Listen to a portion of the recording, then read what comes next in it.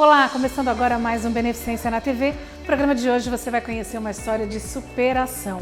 A paratleta Beth Gomes, ela que a essa altura já está em Tóquio representando o nosso país, ela que é portadora de esclerose múltipla e está agora na modalidade de arremesso. E para finalizar, uma entrevista com o nosso diretor financeiro, Carlos Alberto Limas. Então, olha, não saia daí, no ar, Beneficência na TV.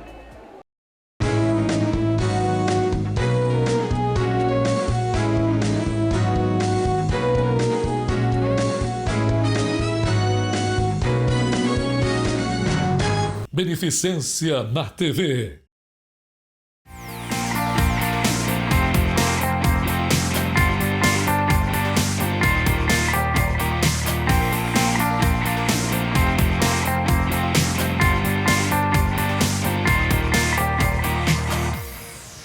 Eu começo o programa de hoje com uma história de superação.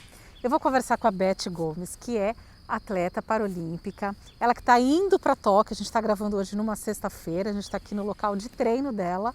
E ela logo, mais daqui a alguns dias, já está indo para Tóquio. Por que uma história de superação? E ela vai contar para a gente. Tudo bem, Beth? Olá, Cris, tudo bem? Obrigada pelo convite, poder falar um pouquinho da minha história.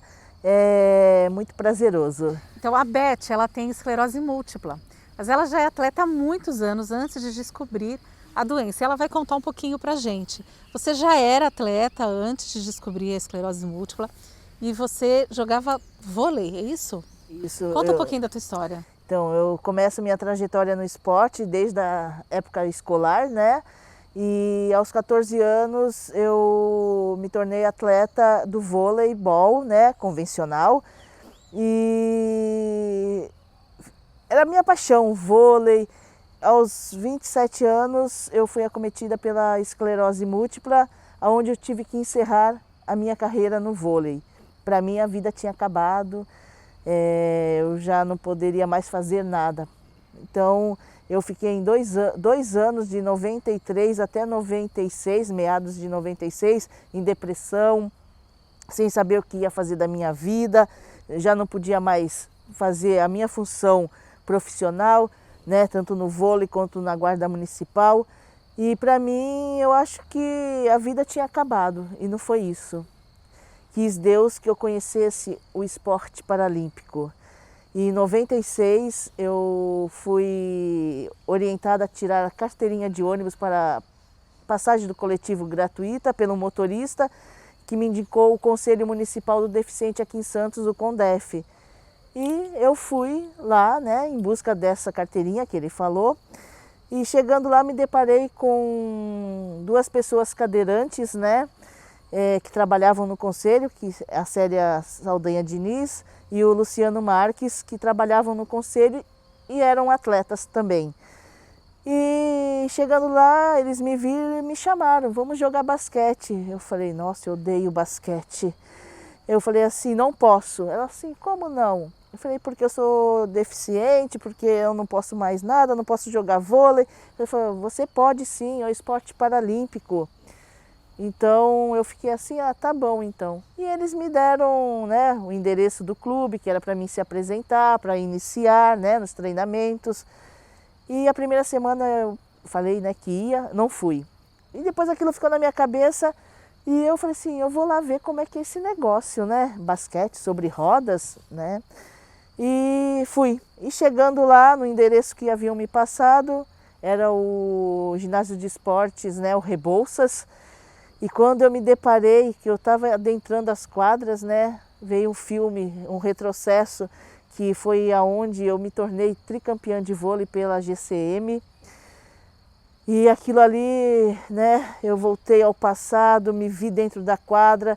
A minha vontade era sair correndo de lá e não voltar nunca mais, porque aquilo que eu fiz, né, antes eu não ia poder fazer mais. Então foi um processo assim que eu fiquei travada ali na porta do ginásio e, né, quis Deus que eu tivesse muita força e adentrasse. E quando eu cheguei, todos os atletas lá dentro, né, se preparando para o treino do basquete sobre rodas, os profissionais, os treinadores, e me receberam com todo carinho. E eu falei, meu Deus, o que eu vou fazer aqui agora? E o treinador veio, me deu as boas-vindas, trouxe a cadeira de basquete e ele falou, agora você senta, né? Fiz todo o preparo e cai para a quadra. Me deu a bola, eu falei, não, eu sempre falei que nunca ia jogar um basquete na minha vida. E eu peguei a bola, comecei a bater, arremessei e ele ficou surpreso. Ele falou, nossa, você já jogava basquete? Eu falei, não, nunca joguei, minha vida foi o vôlei. E desse dia então, de julho de 96, a minha vida se transformou. Eu pude sair da depressão, que eu já estava quase 2 anos. Eu vi a minha vida voltar, né? O meu brilho voltar, querer viver. E graças a Deus eu digo que o esporte paralímpico me trouxe essa vontade de viver, essa vontade de continuar. E aí só foi glórias dentro do esporte.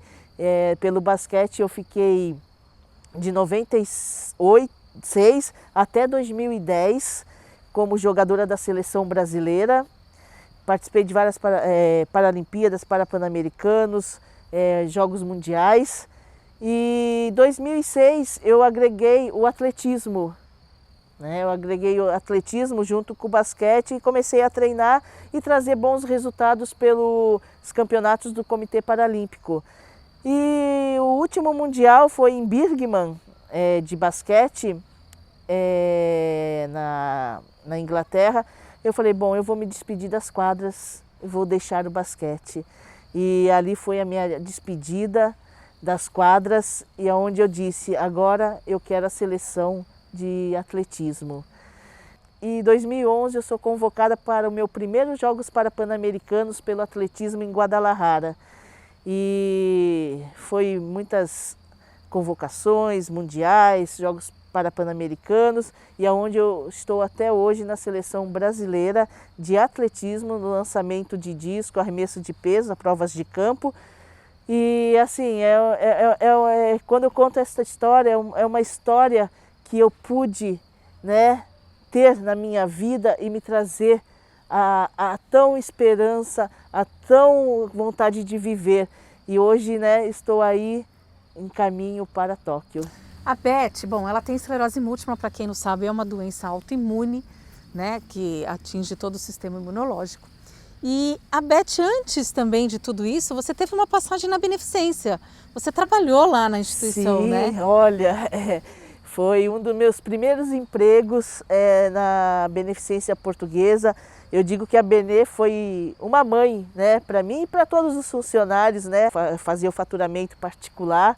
Então eu tive essa passagem, né, trabalhei na Beneficência Portuguesa, só saí da Benê foi quando eu passei no concurso público. E aí você foi para a Guarda Municipal. Agora, Beth, você está indo, a gente está há alguns dias, você está indo para Tóquio. E você superou na seletiva, você superou o teu próprio recorde, né?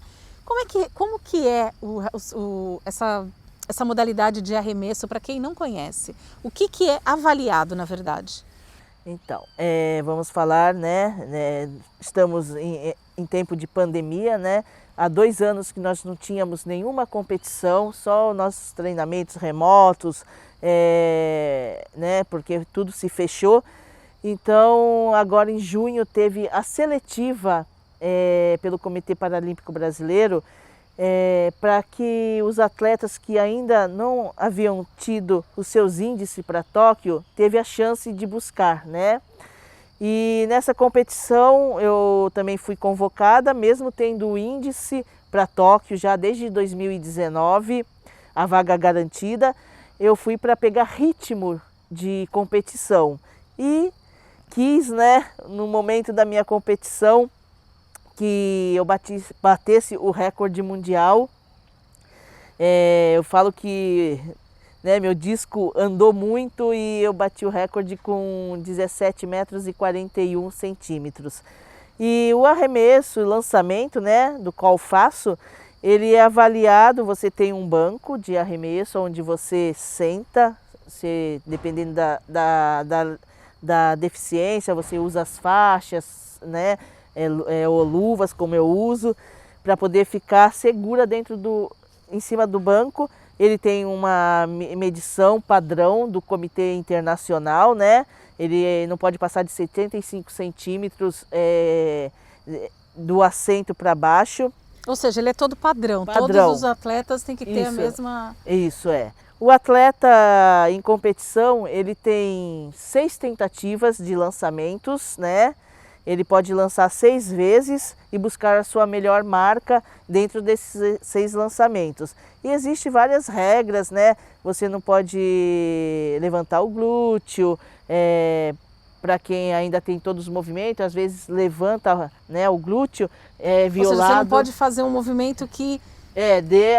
como faz, né, tirar o bumbum fora do assento.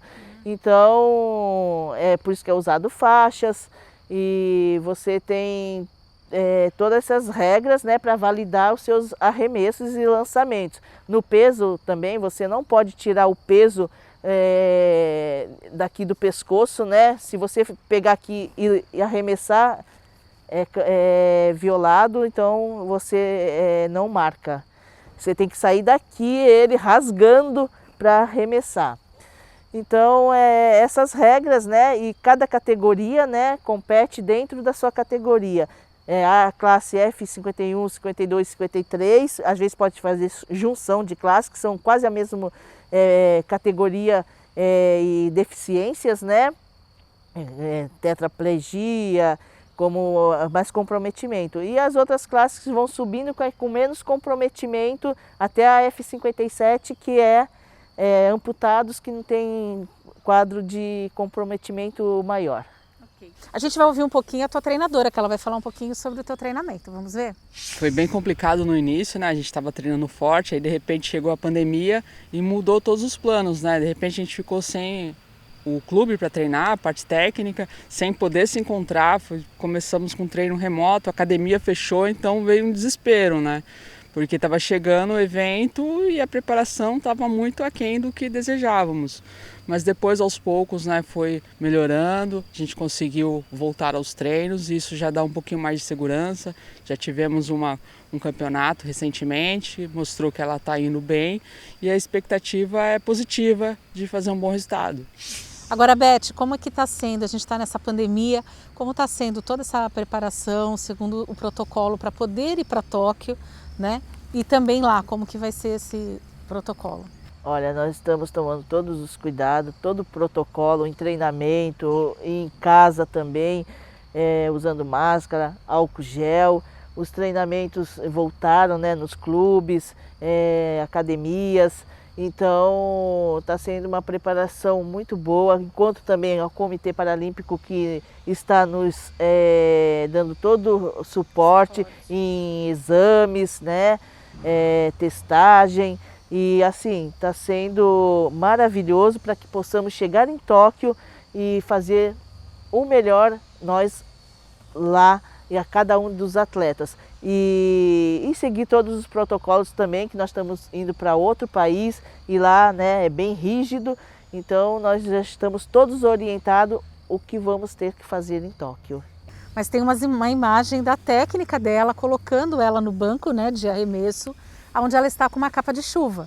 E essa capa de chuva ela coloca justamente para que não tenha contato da roupa da técnica com a roupa da Beth na hora de auxiliá-la a colocá-la no banco, não é isso? É verdade, porque eu venho da minha casa, ela vem da dela, né? Então a gente toma todo esse cuidado de máscara, álcool gel o tempo todo, álcool, né? Passando nos implementos, nas minhas mãos, para que possamos ter um treino tranquilo e com todos os cuidados. Beth, obrigada. Só podemos te desejar boa sorte, que a gente possa te acompanhar e que na volta você dê uma entrevista para a gente aqui mostrando a sua medalha. Eu que agradeço, Cris, pela essa oportunidade de mostrar, né, um pouquinho da minha história e conto com a torcida de todos vocês e gratidão a todos. E me sigam nas minhas redes sociais, Atleta Beth Gomes Oficial, Instagram. Muito obrigada. Tá aí, então vamos torcer que essa medalha venha aqui para Santos, né, para o nosso país, a Beth que está muito bem representada, o Brasil que está muito bem representado pela Beth. Eu vou para um rápido intervalo e volto já. Estamos apresentando Beneficência na TV. O Hospital Beneficência Portuguesa implanta o mais moderno centro para tratamento de doenças cardioneurovasculares. Além de UTI cardiovascular humanizada com acompanhante, o Hospital do Coração Benecor conta com equipe médica multidisciplinar e equipamentos de última geração. Aparelhos de alta definição permitem o diagnóstico preciso e oferecem os melhores recursos para tratamento cardioneurovascular da região. Benecor, Hospital do Coração, Avenida Bernardino de Campos, 47. Voltamos a apresentar Beneficência na TV. Vou estar conversando com o nosso diretor financeiro aqui do hospital, Carlos Alberto Limas, que vai falar um pouquinho, fazer um balanço também de como tem sido manter um hospital numa época de pandemia e também vai falar sobre outros assuntos ligados à parte de proteção de dados de um hospital. Fazendo um balanço, seu Limas, desse ano de pandemia, a gente está já no segundo semestre, como é que é manter um hospital numa época de pandemia e o hospital não cair no vermelho? Inicialmente, no início da pandemia, nenhum hospital estava preparado, né? Aceitava-se que não iria afetar o Brasil ou iria afetar de uma maneira bem branda, né? Mas foi o inverso, né? Nós tivemos uma pandemia gravíssima que afetou todos os setores, principalmente os hospitais. Afetou os hospitais porque as pessoas que tinham doenças não Covid se afastaram dos hospitais, com razão, né? E o hospital teve que se preparar para atender pacientes Covid. Pacientes Covid, o que implicou nos hospitais? Comprar EPIs de uma maneira assim, 10 vezes a mais do que o normal, e os medicamentos e equipamentos tiveram um aumento absurdo, né? Alguns equipamentos chegaram a ter 500% de aumento. O que aconteceu com os hospitais? Os hospitais tinham que comprar esses medicamentos para tratar seus pacientes, mas eles não tinham como repassar para os seus principais clientes, que são os convênios, né? Porque existem contratos assinados, existem tabelas acordadas que não se pode fugir. Então, o hospital, em algumas vezes, comprava um medicamento a R$20 e cobrava do convênio a R$10. O hospital era obrigado a dar um subsídio a esses medicamentos. Isso causou um impacto financeiro muito grande em todos os hospitais, aliado à falta de pacientes, à ausência de cirurgias, que criou-se na população uma certa aversão aí ao hospital, né? Com medo da contaminação. Então, desde o ano passado até hoje, a Beneficência adotou umas medidas preventivas. Quais foram? Primeiro, criou um gabinete de crise para enfrentar a pandemia, que adotou uma série de ações. Entre elas foi ações de compra de EPIs, isolamentos, treinamento, orientação a funcionários e criou alas separadas, alas totalmente separadas para atender pacientes Covid, para não causar uma contaminação. Aliado a isso, percebemos que iríamos enfrentar uma grande pandemia financeira. Então, começamos a cortar custos dentro do possível, começamos a racionalizar o uso de água, de energia elétrica, de manutenção. Então, mudamos todo o conceito do hospital, ou seja, vamos economizar em diversas áreas para manter o atendimento ao paciente de uma maneira exemplar, né? E tivemos sucesso, né? Não tivemos impactos financeiros negativos, conseguimos realmente ultrapassar essa pandemia com um bom fluxo financeiro, graças a todas essas ações que foram implantadas. Convém também citar que a Beneficência, graças a todo esse conjunto de ações, entre seus 1.000 funcionários, apenas 2 funcionários foram contaminados, precisaram de internação em UTI. Esses 2 funcionários, graças a Deus, já voltaram a trabalhar e levam a vida normal. Então, não tivemos nenhum óbito de funcionários, mas isso significou o seguinte: os investimentos foram altos, mas o retorno humano de nossos funcionários, que consideramos como uma grande família, foi exemplar. Não tivemos óbito, não tivemos nenhum casos graves. Também implantamos diversas medidas para atender os pacientes Covid. contratamos diversas fisioterapeutas, investimos muito no trabalho fisioterapêutico nas alas para que nossos pacientes Covid não fossem para a UTI. Também tivemos êxito, mas também foi uma despesa acessória, né? Contratamos pelo menos 10 fisioterapeutas que não estavam previstos, só para voltar para a Covid. Convém também dizer que esse tipo de investimento não tem retorno financeiro, tem um retorno humano, né? Então, nós conseguimos reduzir muito a quantidade do paciente das alas para UTI, ou seja, ele ficou nas alas, teve sessões de fisioterapia intensas e depois foi para casa levar a vida normal. Então, esse foi o cenário que nós atravessamos, né? Então, financeiramente, o que eu posso dizer? Conseguimos atravessar essa pandemia, que teoricamente já está no fim, né? Com poucos impactos financeiros e, ao mesmo tempo, investimos também na capacitação. E a Beneficência também está conseguindo investir em novos equipamentos com recurso próprio, né? Isso, então, com esse conceito de economizar onde fosse possível e manter a qualidade, nós conseguimos continuar investindo em recursos, em novos equipamentos, em novas alas. A Beneficência, digamos assim, nessa pandemia ela se reinventou. As dificuldades que criam as oportunidades. E a Beneficência saiu-se muito bem nisso. Que ótimo. Agora, seu Limas, recentemente também teve o acordo do dissídio coletivo, né, entre Beneficência e sindicato. Queria que o senhor falasse um pouquinho sobre esse dissídio. O nosso dissídio, que se lembramos esse mês, nós tínhamos a preocupação de manter a moral elevada dos nossos funcionários e dar, dentro do possível, uma melhor condição. Então, nós tínhamos uma cesta básica, né, de 215, aumentamos para R$300 e também aplicamos índice de 8,9 integralmente para os funcionários, ou seja, para que o funcionário sentisse a segurança no hospital. E foi o que aconteceu, os funcionários ficaram muito satisfeitos, temos uma boa parceria com o sindicato, o Centro da Saúde entende os problemas do hospital, né, e ele insistiu muito que a gente repassasse o índice e aumentasse a cesta básica. Atendemos a reivindicação e entendemos que foi uma negociação acertada, parceira e com muito sucesso.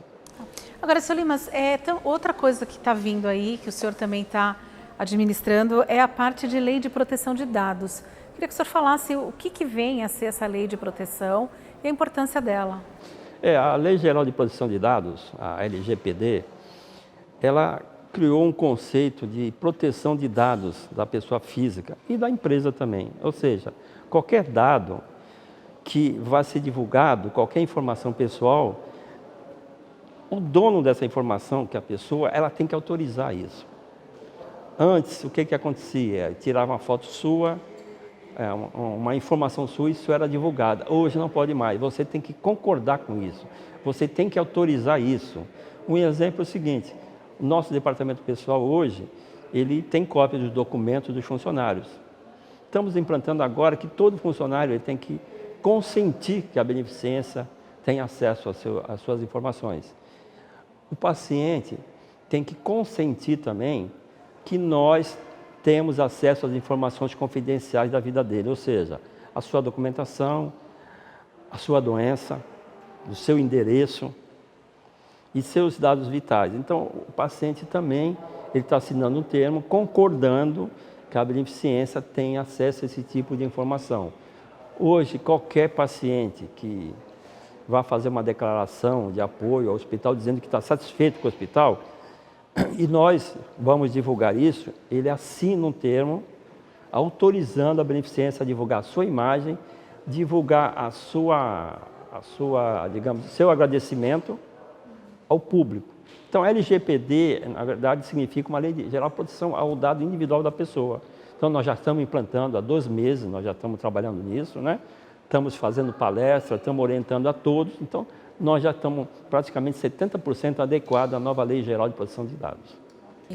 Seu Lima, o senhor também é presidente do Sindicato das Santa Casas e Hospitais Filantrópicos de todo o litoral, né, aqui de São Paulo, né, Baixada Santista, norte e sul do estado de São Paulo. O que vem a ser esse sindicato e qual a finalidade dele? Esse sindicato, que é o sindicato patronal, ele representa os hospitais. São 19 entidades que incluem hospitais filantrópicos, UPAs, AMES e organizações sociais. Então, o sindicato hoje representa nas questões trabalhistas, nas questões referentes a toda a área de saúde, ou seja, durante a pandemia, né, o sindicato fez diversos ofícios aos órgãos, às prefeituras, ao Estado, ao ministro da Saúde, alertando sobre o preço de medicamentos, alertando sobre a falta de medicamentos, solicitando autorização para importação de medicamentos. Ao mesmo tempo, o sindicato também é um elo entre o patrão e o empregado. Então, nós representamos os patrões e nós sentamos com os sindicatos de classe e negociamos os dissídios. Então, essa é a função específica do sindicato patronal, que abrange de Registro, Pariquera-Sul, pega Praia Grande, Peruíbe, Itanhaém, São Vicente, Guarujá, Cubatão. Então, é o sindicato de toda a região que é filiado ao sindicato do Estado de São Paulo. Então, nós aqui estamos defendendo o interesse de todos os hospitais filantrópicos e as organizações sociais, as AMES, as UPAs. Então, é um sindicato que se formou para defender os interesses, logicamente, dos patrões, que são obrigados a manter tudo isso funcionando. Então, esse é um sindicato patronal. Como é que você consegue conciliar o sindicato, mas a beneficência e a sua vida pessoal também, né? É um desafio muito grande, mas é um desafio que me mantém vivo, né? Esse desafio diário, essas negociações, discussões me faz sentir integrado à sociedade. Então, eu tenho muito carinho, tenho mais 4 anos de mandato e eu pretendo cada vez mais unir os hospitais, porque o hospital ele tem uma preocupação com a comunidade, né? Porque você trabalha com vida. Quando você trabalha com vida, automaticamente você se preocupa com saúde e bem-estar, né? E o sindicato representa esses, como você fala, patrão, mas esses patrões se preocupam. Porque quem trabalha em hospital, ele não é simplesmente um economista, um administrador. Ele tem um lado humano também dele, que ele se preocupa com as pessoas, com os seus pacientes. Então, nós representamos todo esse sentimento. Nós tentamos obter melhores preços em negociações, tentamos nos unir para que, por exemplo, a tabela do SUS seja equiparada aos padrões atuais, né? É uma luta, digamos assim, meio inglória, né? Que nós não conseguimos por enquanto, mas todo o país está tentando que o SUS dê uma remuneração mais condizente com o hospital, né? Eu não vou entrar em detalhes, em valores aqui, porque isso é de conhecimento público, mas o que o SUS paga hoje está muito defasado há 13 anos. Então, é também uma luta do sindicato, né? Estamos sempre pedindo ofícios às autoridades competentes e tentando trazer um olhar um pouco mais caridoso para esses hospitais filantrópicos que estão trabalhando tanto pela população. Aí, esse foi o Beneficência na TV de hoje, espero que você tenha gostado. Se você quiser rever o programa de hoje, outras matérias, é só acessar as nossas redes sociais, os endereços estão aparecendo no seu vídeo. E na próxima semana, nesse mesmo dia e horário, eu te espero para mais um Beneficência na TV. Até lá!